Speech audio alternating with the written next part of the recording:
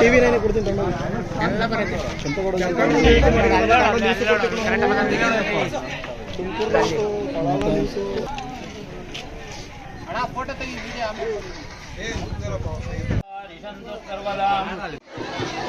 ಬೆಂಗಳೂರು ನಿರ್ಮಾಣ ಮಾಡಿದಂತ ಒಂದು ಕೆಂಪೇಗೌಡರು ಬೆಂಗಳೂರನ್ನ ನಿರ್ಮಿಸಿದಂತ ಮಹಾನ್ ನೇತಾರ. ಇವತ್ತಿನ ನೀವು ಚುರುಕ ತಿಳ್ಕೋಬೇಡಿ. ಬೆಂಗಳೂರು ನಗರವನ್ನ ಬೆಂದಕಾಳೂರು ಅಂತಕ್ಕಂಥ ಗ್ರಾಮವನ್ನ ಮೊದಲು ಪ್ರಾರಂಭ ಮಾಡಿ ನಗರವನ್ನ ನಿರ್ಮಾಣದ ಮಹಾನ್ ಭಾವ ಅಂತಂದ್ರೆ ಕೆಂಪೇಗೌಡ. ಕಾರಣ ಅರ್ಥ ಮಾಡ್ಕೊಳ್ಳಿ.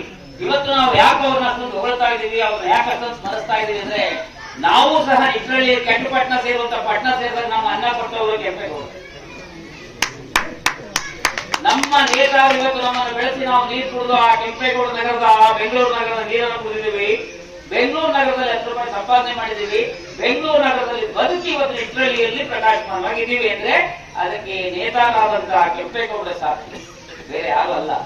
ಇವತ್ತು ಯಾರೇ ಗ್ರಾಮೀಣ ಪ್ರದೇಶದಲ್ಲಿ ನೀವು ಬೆಕ್ಕೆಟ್ಟು ಬೆಂಗಳೂರು ನಗರವನ್ನು ಸೇರಿದ್ರೆ ಆ ಬೆಂಗಳೂರು ನಗರದಲ್ಲಿ ಬದುಕ್ತಾ ಇದ್ದೀರಾ ಅಂದ್ರೆ, ಆ ಬೆಂಗಳೂರು ನಗರದಲ್ಲಿ ಅನ್ನ ತಿಂತಾ ಇದ್ದೀರಾ, ಬೆಂಗಳೂರು ನಗರದಲ್ಲಿ ನೀರು ಕುಡಿತಿದ್ದೀರಾ ಅಂದ್ರೆ ಆ ಮಹಾನುಭಾವರ ಕೃಪೆ ಮತ್ತು ಅವರ ಇಟ್ಟಂತ ಹೆಜ್ಜೆಯ ಮಹಾನ್ ಶಕ್ತಿಯೇ ಆ ಕೆಂಪೇಗೌಡರ ಊರು ಬೆಂಗಳೂರು ಬೆಂದಕಾಳು.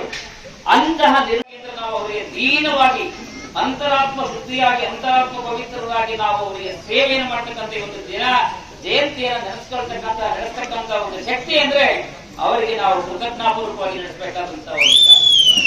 ಇದರಲ್ಲಿ ಜಾತಿಯ ಪಡಿಯಾಗಿಲ್ಲ. ಕೆಂಪೇಗೌಡರ ಕೃಪಾಶೀರ್ವಾದದಿಂದ ಸರ್ವಾನುಮತದಿಂದ ಇವತ್ತಿನ ಭಾರತ ದೇಶದಲ್ಲಿ ಬೆಂಗಳೂರು ನಗರದಲ್ಲಿ ನಮ್ಮ ಕರ್ನಾಟಕದಲ್ಲಿ ಹೆಚ್ಚಿನ ಸಂಖ್ಯೆ ಬೆಳೆದು ಬದುಕಿರ್ತಕ್ಕಂಥ ನಾಡು ಬೆಂದಕಾಳು. ಬೆಂದಕಾಳೂರಿನ ನಿರ್ಮಾಣಕರ್ತರಾಗಿರ್ತಕ್ಕಂಥ ಕೆಂಪೇಗೌಡರ ಜಯಂತ್ಯೋತ್ಸವವನ್ನ ನಮ್ಮೆಲ್ಲರ ಆದ್ಯತೆ ನಮ್ಮೆಲ್ಲರ ಬಾಧ್ಯತೆ ಅಂತಕ್ಕಂಥ ಜವಾಬ್ದಾರಿಯಿಂದ ಈ ಕಾರ್ಯಕ್ರಮಕ್ಕೆ ಭಾಗವಹಿಸಬೇಕು. ಕಾರಣ ಇವತ್ತು ಅಲ್ಲಿ ಭಕ್ತರು ಕಾವಿದ್ರು, ನಾನು ಹೇಳಿದೆ 10 ನಿಮಿಷ ಬರ್ತೀನಿ ಅಂತ ಹೋಗಿ ಬಂದ್ವಿ.